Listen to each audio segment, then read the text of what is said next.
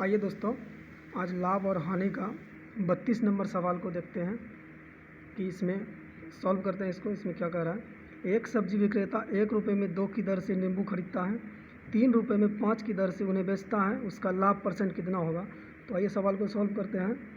1 रुपये में 2 की दर से, उसके बाद 3 रुपये में 5 की दर से, तो ये रुपया हो गया और ये यूनिट हो गया। यानी कि 1 रुपये में 2 सामान खरीदता है, 3 रुपये में 5 सामान खरीदता है।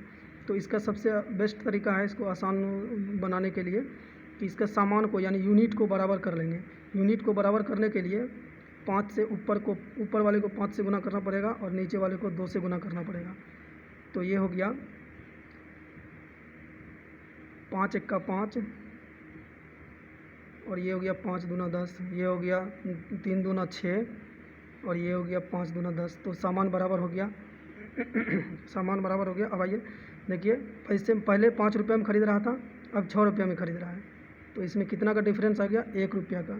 1 रुपया का डिफरेंस किस पे आया, 5 रुपया पे आया। 1 रुपया का डिफरेंस यानी कि 1 रुपया बराबर 5 गुना 100 कर देंगे तो ये कट जाएगा 20 पंचे 100, यानी कि 20% इसका आंसर आ जाएगा। अब आइए दूसरा सवाल में देखते हैं। एक फल विक्रेता कुछ संतरे 10 रुपये में 5 की दर से, सेम सवाल है, खरीद कर 15 रुपये में 6 की दर से बेचता है। तो इसका भी लाभ % ज्ञात करना है। तो आइए इसको सॉल्व करते हैं। 10 रुपये में 5 की दर से, 10 रुपये में 5 की दर से और 15 रुपये में 6 की दर से। तो इसको भी वही करेंगे, यूनिट को बराबर कर लेंगे। तो ऊपर वाले को 6 से गुना करेंगे, नीचे वाले को 5 से गुना करेंगे। तो आइए इसको सॉल्व करते हैं।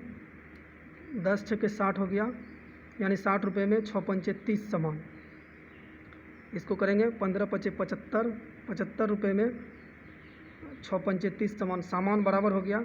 अब आइए इसको सवाल करते हैं। तो इसमें देखेंगे पहले 60 रुपये में, उसके बाद फिर 75 रुपये में, यानी दोनों में डिफरेंस कितना आ गया, 15 रुपया का। ये 15 रुपया किसके बराबर हो जाएगा, ये 15 रुपया बराबर 15 रुपया का डिफरेंस किस पे आया, 60 पे।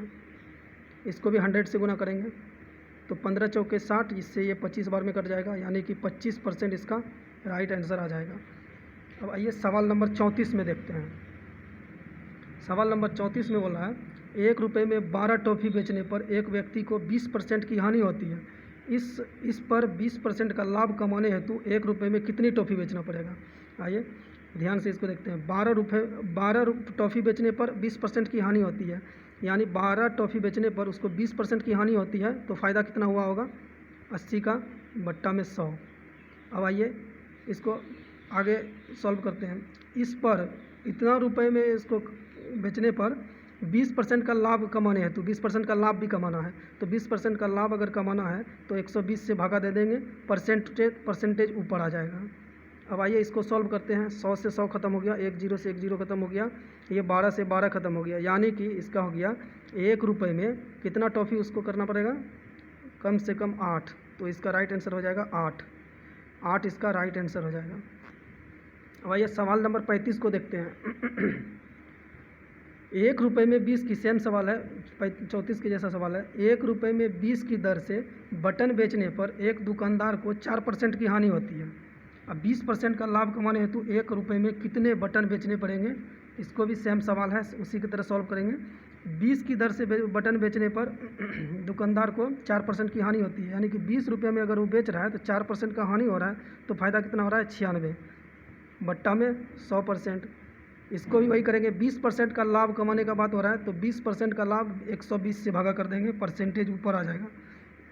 इसको भी सॉल्व करते हैं। 100 से 100 खत्म हो गया, ये 1 0 से 1 0 खत्म हो गया, ये 12 8 96 12 8 96, 8 दूना 16, यानी कि 16 इसका राइट आंसर हो जाएगा। अगर वीडियो आप लोग को अच्छा लगे तो प्लीज़ लाइक और सब्सक्राइब शेयर ज़रूर कीजिएगा।